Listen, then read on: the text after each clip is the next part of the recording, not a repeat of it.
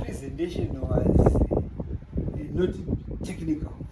I tried to simplify it in order to ensure that we have an understanding. But I'll give you a background, a bit of background. But I will respond to your question first. Your question regarding the presentation today at the Zimbabwe National Defence University. The presentation focused primarily on the evolution of information systems in relationship to broadcasting and national security. So I identified three major issues: technological sovereignty, media sovereignty, and information sovereignty, and how they relate to ownership, control, and utilization of information systems. Who owns the information systems in terms of the value chains, be it hardware, be it the development of software. But at the same time, how information systems, social media platforms, social media imperialism impacts in terms of broadcasting, in terms of mass communication, in terms of Africa as a continent, and what legal and policy initiatives can Africa come up with in order to guarantee continental sovereignty. The first issue is for Africa as a continent to develop continental homegrown solutions in order to guarantee ownership, in order to guarantee ownership, in order to guarantee control, in order to ensure that the proliferation of misinformation and disinformation from other jurisdictions does not affect the perception, decision making, be it social, political, or economic decisions of people in the African continent. So the first is technological utilization of research stations. And under the leadership of President Idin Nangago, we've managed to set up technology parks.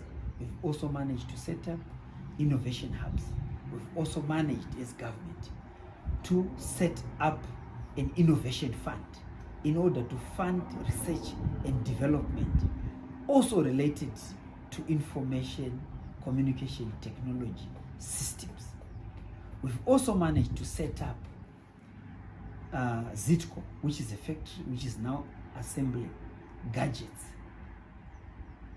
for the rest of the country, and working together with other countries within the cyber space arena.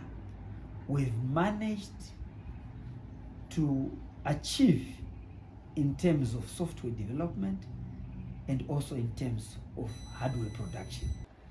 And working together with other jurisdictions, we've also managed to launch ZimSat-1 and ZimSat-2, which gives us geographical coverage in our country in terms of the utilization of satellite technology. And working together with other international partners, we believe we're going to achieve in that particular arena. And in order to ensure that we've total coverage in our country, we've managed to roll out within a target of 2 years now the Zim Digital Phase 2 project, which will seek to ensure that infrastructure related to ICT, related to broadcasting equipment, including transmission equipment, is set up across the country. The funding is also being put in place in order to guarantee media sovereignty.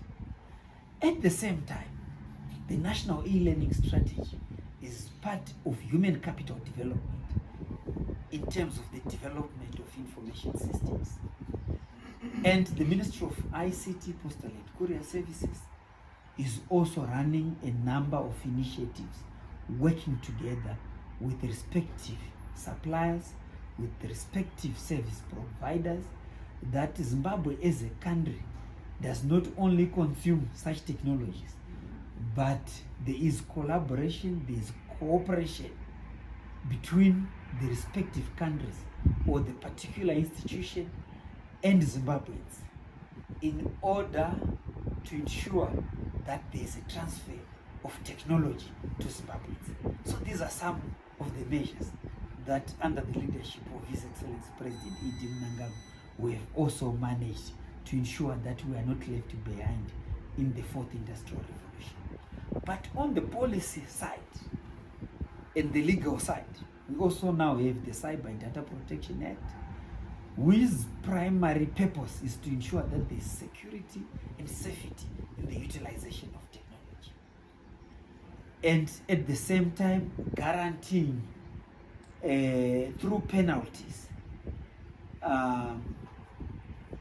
how best criminals that abuse social media platforms can be dealt with in terms of the law, in terms of the criminal codification legislation. So these are some of the measures that ensure that evolution's negative side does not affect social, economic, and political developments in our country. So the evolution of information systems will continue, and Zimbabwe has done everything in its capacity in order to ensure that we also participate in the fourth industrial revolution.